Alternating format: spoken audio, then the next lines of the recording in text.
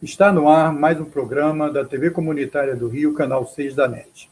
Hoje nós temos a satisfação de ouvir o reitor da Universidade Federal de Pelotas, no Rio Grande do Sul, Pedro Alau. Pedro, obrigado pela sua disposição de nos conceder essa entrevista.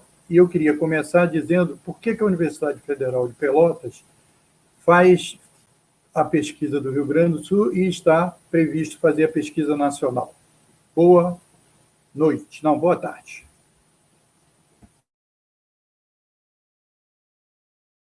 O seu áudio está fechado. Um abraço, Moisés, também uma saudação a todos que acompanham a TV Comunitária. É um prazer estar aqui conversando com vocês, conversando com as pessoas primeiro sobre o grupo que está fazendo essa pesquisa, da onde que surgiu essa pesquisa, e depois mais detalhes sobre ela. Então, essa pesquisa eu estou dizendo que ela começou antes de eu nascer, porque eu nasci em 1980, mas desde 1979, 1980, por ali, os colegas aqui, que hoje são coautores, aliás, do projeto, o professor Fernando Barros, o professor César Victor, eles vêm fazendo estudos epidemiológicos populacionais aqui na cidade de Pelotas. Lá no começo da década de 80, eles publicaram, aliás, um livro que é uma referência de saúde pública que se chama Epidemiologia da Desigualdade. O que eles mostraram naquele livro? Eles mostravam que naquela época em Pelotas, no Rio Grande do Sul, se nós avaliássemos a mortalidade infantil nos 20% mais ricos da população, a mortalidade infantil era comparada com os países europeus que tinham a menor mortalidade infantil do mundo.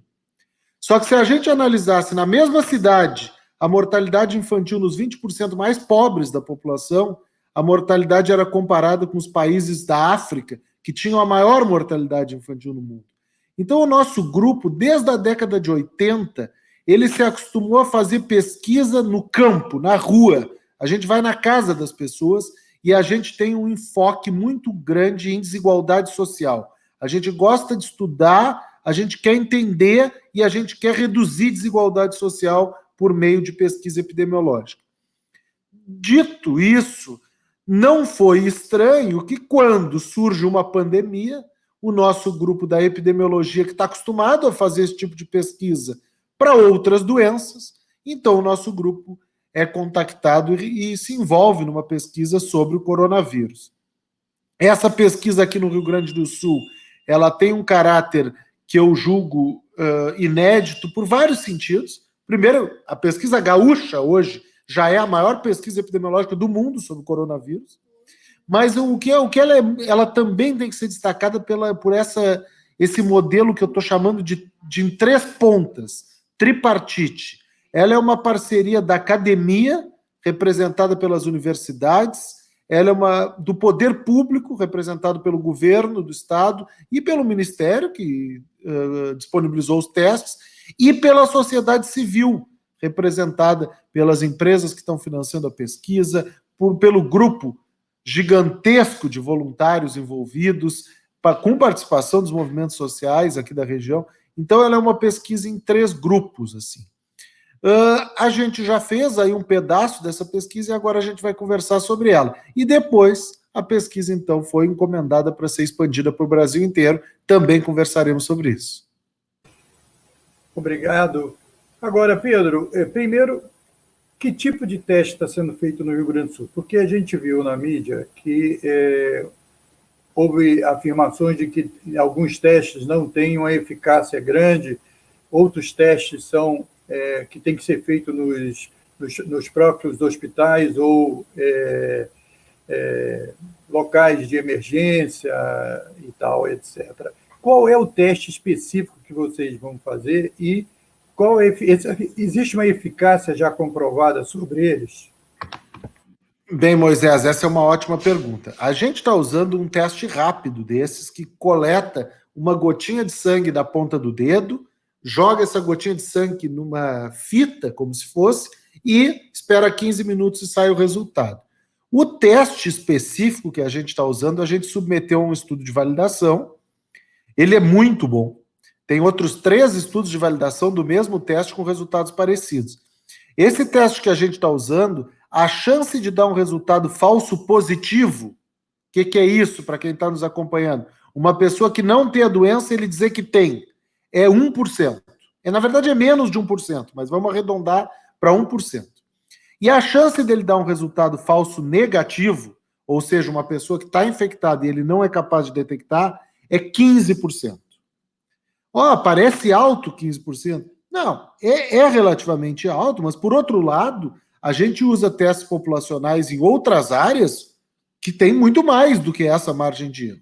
A gente consegue, para a pesquisa populacional, inclusive, corrigir o resultado que a gente encontra para essa precisão do teste. Então, este teste, ele tem uma alta sensibilidade, que é o termo técnico, e uma altíssima especificidade. Agora, nem todos os testes são iguais. Isso é uma coisa importante. Eu tenho falado isso para a população entender. O teste, ele é igual a, vamos botar um aparelho de pressão ou uma balança. Tem uma balança que é mais precisa que a outra, depende da marca, depende do modelo, e os testes são assim. Este teste que nós estamos usando na pesquisa funciona muito bem. Nem todos os testes do mesmo tipo têm um desempenho tão bom. Esse teste que você fez no Rio Grande do Sul é o mesmo que será feito nacional ou é diferente? É o mesmo. É o mesmo.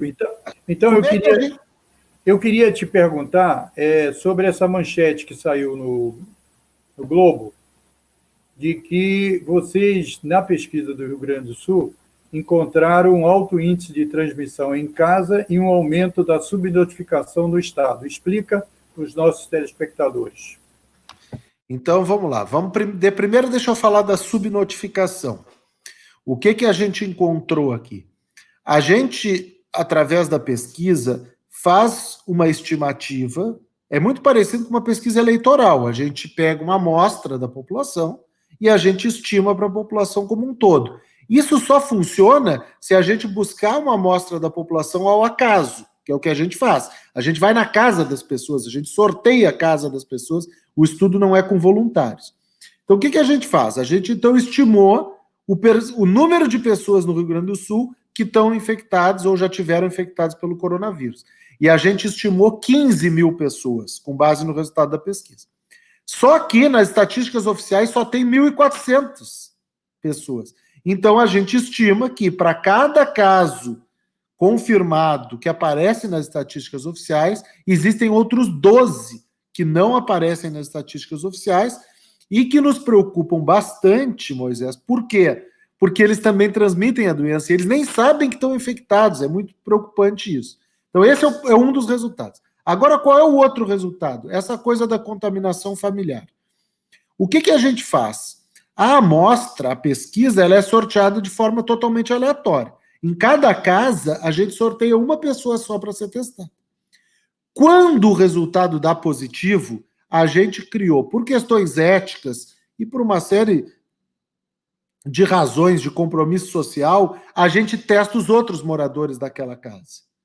E aí que apareceu esse segundo resultado que o Globo destacou. A gente testou 12 familiares nessa segunda fase da pesquisa. Ou seja, do total de pessoas contaminadas, tinham 12 familiares no total que moravam com elas.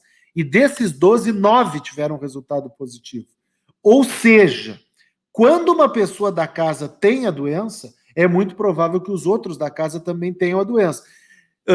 É muito parecido, nesse caso, com outras doenças virais respiratórias parecidas com essa, inclusive outros tipos de viroses. Então, esses são os dois resultados que estão destacados aí nessa matéria. Essas foram as duas únicas conclusões do estudo do Rio Grande do Sul. O estudo do Rio Grande do Sul já está muito avançado, obviamente, do que o nacional, porque o nacional parece que vai começar agora, ou está começando. Como você avalia, então, para a gente sair do Rio Grande do Sul, a pesquisa no Rio Grande do Sul? E o que é que ela ajudou o governo do Estado e os órgãos sanitários do enfrentamento da pandemia no Estado?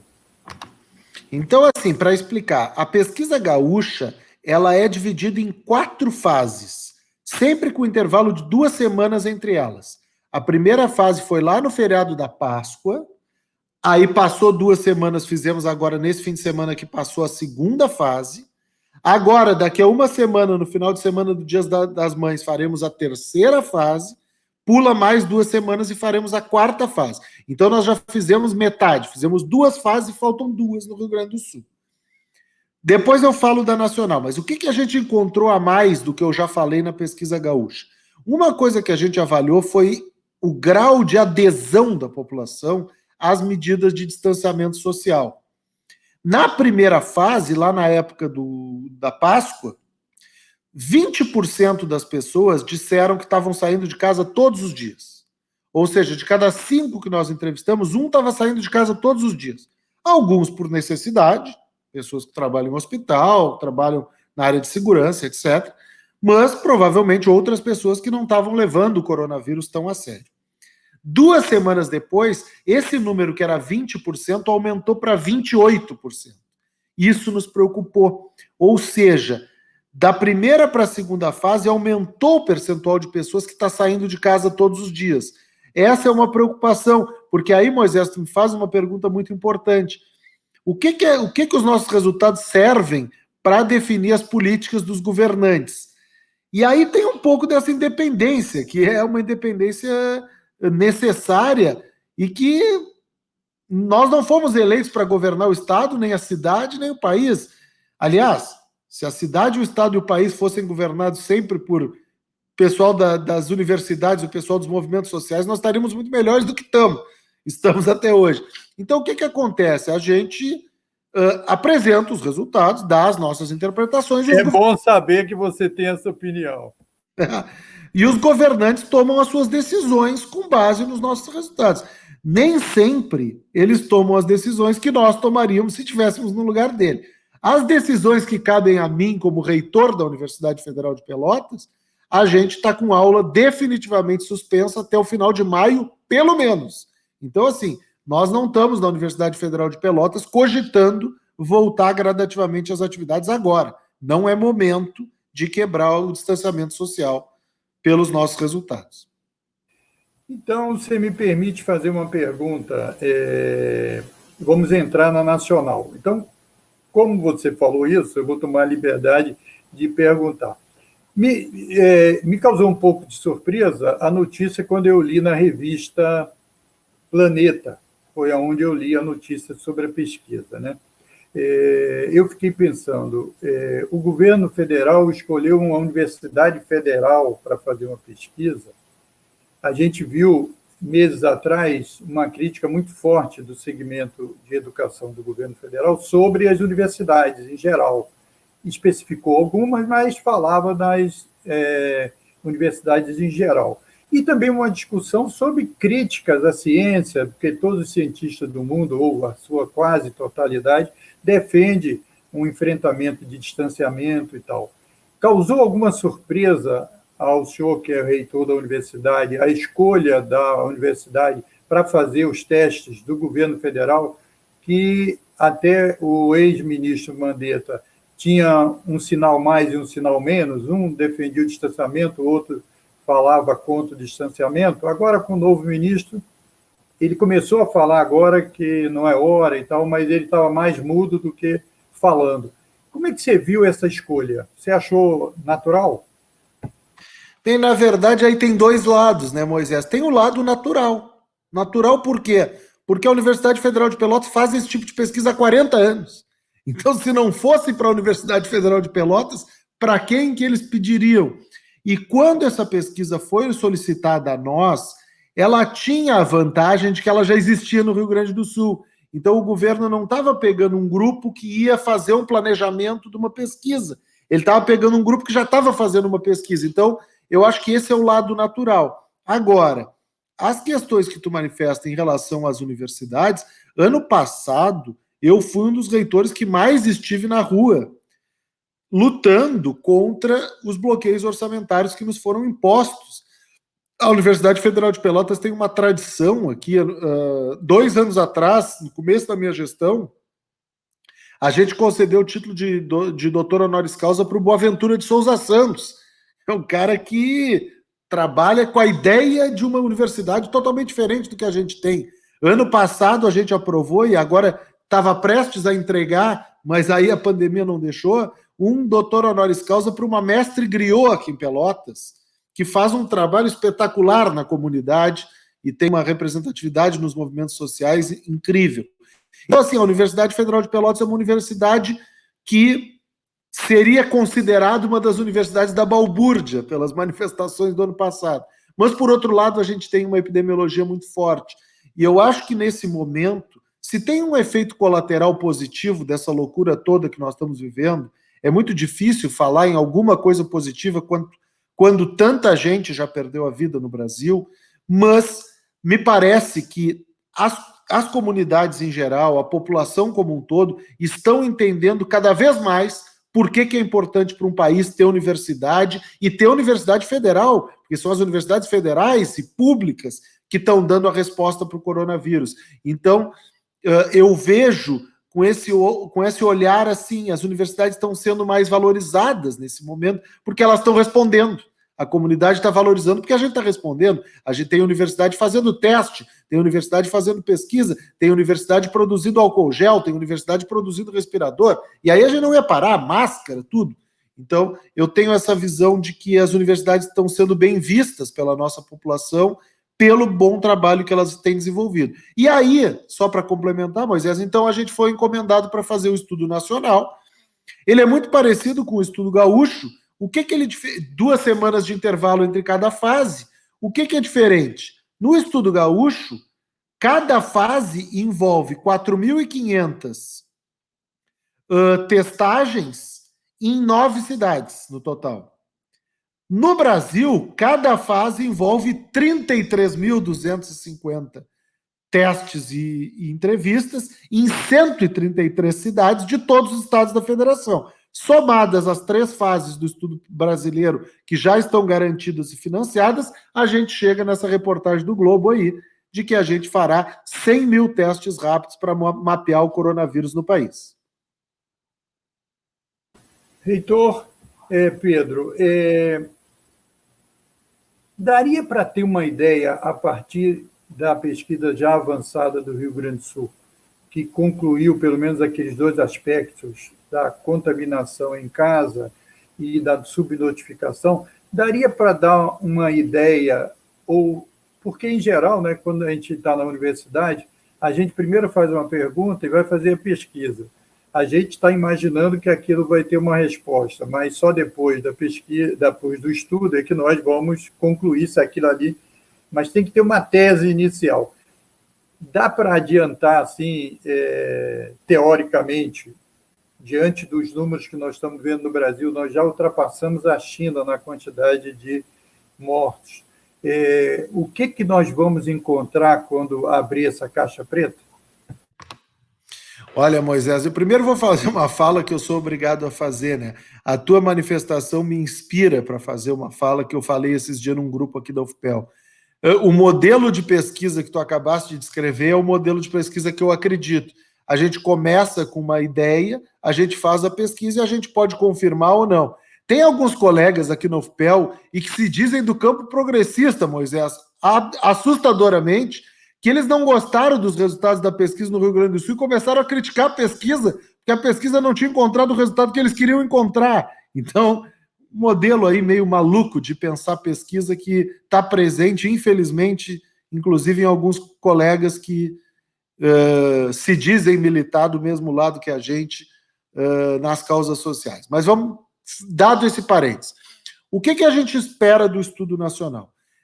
Talvez a primeira coisa que eu diga que eu espero, eu acho que a prevalência da população com anticorpos vai ser baixa. Essas teorias de que o Brasil já está perto de chegar na imunidade de rebanho, que é aquele termo que se usa quando mais da metade da população, eu acho que não, acho que é pouco provável. Acho que nós encontraremos que o percentual da população brasileira com anticorpos ainda é baixo.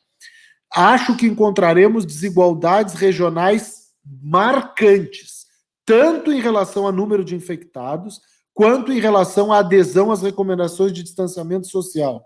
Esse é um segundo resultado que me parece que deverá acontecer. Acho que confirmaremos, e talvez num grau maior do que o Rio Grande do Sul, essa questão da subnotificação. Acho que a subnotificação vai ser muito grande na pesquisa nacional, a nossa estimativa vai ser grande. E talvez na pesquisa nacional a gente consiga avançar numa questão que a gente tem como objetivo, mas que aqui no Rio Grande do Sul, pelos números baixos e pelo tamanho de amostra, que não é gigante, a gente não consegue mostrar ainda, que é que grande parte dos infectados vai ter sintomas só leves ou não vai nem ter sintomas. A gente vai estudar isso. E essa é uma pergunta de pesquisa que da literatura tem gente que fala em 80% dos infectados vão ter sintomas leves, tem outros que falam um pouco menos, e a gente não sabe esse número. Então, talvez a pesquisa nacional nos ajude a esclarecer qual o percentual real dos infectados que não vai ter nenhum sintoma, só vai ter sintoma muito leve. Nós estamos caminhando para o final, mas eu queria saber qual o valor dos recursos envolvidos nessa pesquisa nacional, se a pesquisa é contratada pelo governo federal e os resultados é ele que vai divulgar, ou se vai ter independência da universidade para divulgar o resultado, mesmo que o governo federal não avalie que não era a melhor resposta que ele gostaria de ouvir. E por que contratar o IBOP, se o IBOP é um órgão de pesquisa, e pelo que eu vi nessa matéria do Globo, porque na matéria do Planeta, a revista Planeta, não citava, mas depois eu fui ler sobre o IBOP, até pedi uma entrevista ao IBOP Inteligência, eles lá em São Paulo estão fazendo uma pesquisa e estão junto com o Laboratório Fleury.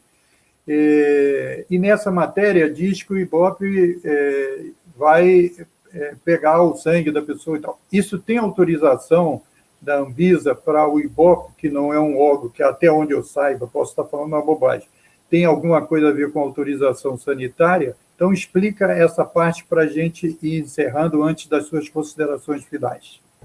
Moisés, perfeitas as tuas colocações, nenhuma delas é boba, ao contrário, são as dúvidas que aparecem mesmo. O estudo no Rio Grande do Sul, a gente já conseguiu garantir essas 4 fases com um orçamento total de 1,5 milhão, tá? O estudo gaúcho primeiro.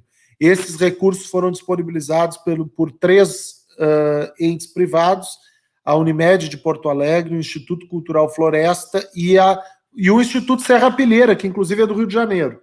Foram esses 3 que financiaram a pesquisa gaúcha.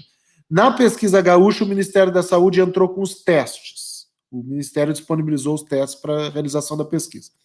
A pesquisa nacional, ela tem um custo de 12 milhões para essas 3 fases, são 12 milhões de reais, é um custo médio de R$100 por entrevista e teste realizado. É só multiplicar um número pelo outro, vocês vão ver que vai chegar nisso. Desse dinheiro, 90%, né, ele era para o gasto maior, que é a coleta de dados, é a logística do estudo. A gente abriu uma chamada pública para a contratação de empresas de coleta de dados, certamente que seria uma empresa dessas grandes de coleta de dados, porque não existe estrutura instalada para fazer coleta em 133 cidades espalhadas pelo Brasil inteiro. O IBOP Inteligência apresentou uma proposta, essa proposta estava dentro dos requisitos, e o IBOP Inteligência, então, foi contratado para fazer tudo dentro do processo tradicional de órgão público, com todos os requisitos. Sobre a questão dos testes, nós temos que lembrar que esse é um teste rápido. Tu vê, agora estão autorizando fazer esse teste em farmácia. Então, esse é um teste muito simples. Claro que a gente vai ter todo um treinamento, esse treinamento está todo organizado, treinamento da equipe, o projeto foi submetido à Comissão Nacional de Ética em Pesquisa, já está aprovado, então todos os cuidados estão sendo tomados, todos os coletadores vão estar usando EPI, tudo que precisa, mas é um teste simples que não tem laudo, e por isso não tem problema nenhum de ser feito por pessoas que não estão acostumados a tirar sangue. Por exemplo, nós não estamos falando de tirar sangue das pessoas, nós estamos falando de uma picadinha. Então é por isso. Então, respondida essa pergunta, fique à vontade para as próximas. Não, sobre a independência da divulgação do resultado. Vocês vão divulgar o resultado, claro, ou o ministro vai ver, analisar e para divulgar? Não, assim, o nosso grupo não se envolveria em nenhum protocolo de pesquisa que nós não tivéssemos total autonomia sobre a divulgação dos resultados e interpretação dos resultados também.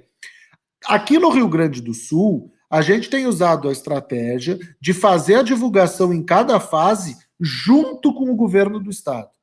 O governo do Estado não apresenta os resultados. O governo do Estado está junto no momento da apresentação dos resultados. Quem apresenta os resultados da pesquisa sou eu, como coordenador geral. No estudo nacional, o Ministério da Saúde em nenhum momento demonstrou que gostaria de apresentar os resultados junto conosco. Mas não tem nenhum momento em que nós apresentaremos os resultados privadamente para o Ministério e o Ministério vai dizer o que a gente pode e o que a gente não pode apresentar. Existe uma independência total nesse sentido, como normalmente acontece nesse tipo de pesquisa. Então, não tem nenhuma voz do Ministério sobre o que pode e o que não pode ser divulgado. Eu estou muito satisfeito com a nossa entrevista. Vamos à última pergunta, que são duas. Uma, você fazer no finalzinho uma consideração final que você desejar. A segunda, a primeira, que era o seguinte: existe uma crítica feita pelo Poder 360. O Fernando Rodrigues é um jornalista muito conhecido. Esse Poder 360, eu até me surpreendi com a crítica que ele fez, dizendo que isso seria um desperdício, quem só ia ganhar era o dinheiro, eram os 10 milhões, era o Ibope. Vocês tomaram ciência dessa crítica? Se você tem alguma coisa a falar sobre isso, agradecer muito a sua disposição de estar aqui. Já pedi para que depois da primeira fase a gente possa ter uma outra entrevista, depois da segunda fase e tal, para a gente atualizar os nossos telespectadores. Muito agradecido pela sua presença aqui. Moisés, já aceito de pronto o convite. Sempre que eu tiver a oportunidade de conversar diretamente com a comunidade, eu aceito o convite. Sobre a crítica do Poder 360, foi muito interessante, inclusive, porque no mesmo dia tinha 2 jornalistas do mesmo órgão de imprensa escrevendo sobre a pesquisa. Um jornalista nos procurou, pegou a nossa opinião, fez uma reportagem, eu fui citado, inclusive, saiu uma reportagem, e o Fernando escreveu aqui, acho que era um editorial, né, no qual ele não conversou comigo como coordenador da pesquisa. Ele faz uma série de considerações naquele editorial, a gente chegou a pensar se responderia, mas a gente achou que não, porque exatamente vivemos numa sociedade democrática, as pessoas têm o direito de ter opinião divergente. Várias das coisas que ele disse ali estão completamente equivocadas. Primeiro, esse equívoco conceitual, contratar o Ibope vai ganhar. Olha, nós abrimos uma chamada pública, nós não contratamos Ibope nenhum, dinheiro público a gente não escolhe para quem a gente dá. Eu não conheço ninguém no Ibope, fui conhecer um dia antes da pesquisa. Então, a gente contactou Datafolha, a gente contactou Datamétrica lá de Recife, todos os que tinham essa estrutura foram contactados numa chamada absolutamente transparente. Outra crítica sobre o que ele disse é a questão dos testes. Essa informação que ele passou de que o teste só acertava em 25% das vezes é baseada numa opinião dele sobre algum outro teste que eu não sei qual é. É totalmente equivocado. O teste que a gente está usando tem os estudos de validação, estão disponíveis para mostrar para ele a hora que ele quiser. Então, assim, é uma crítica aceitável, como toda crítica, mas o que me preocupou ali foi o uso de informações equivocadas sem checar com a fonte, porque algumas das coisas que estão ditas ali poderiam não ter sido ditas, não poderia ter pagar o mico que pagou ao dizer coisas completamente equivocadas como essa do teste. Quando a pessoa diz que o teste erra em 75% das vezes, ele tem que mostrar. Eu digo que o teste erra 15% dos positivos e 1% dos negativos. Eu tenho dado para mostrar. Então, assim, achei que a crítica foi natural, normal, faz parte, mas achei a crítica um pouco sem embasamento científico. E aproveito, desculpa, Moisés, deixa eu aproveitar, mandar um abraço para todo mundo que nos acompanha. Fiquei muito feliz de conversar com vocês. Pode ter certeza que estou sempre à disposição. É uma satisfação conversar com a comunidade, ainda mais sabendo dos vínculos de vocês com movimentos sociais, com a comunidade como um todo. A universidade é sustentada pela população, e se a gente não tiver como dar resposta para a população, a gente não está cumprindo nosso papel. Grande abraço e, desde já, aceito o convite para estar com vocês novamente. Muito obrigado. Tchau. Até a próxima. E boa sorte na pesquisa. Obrigado.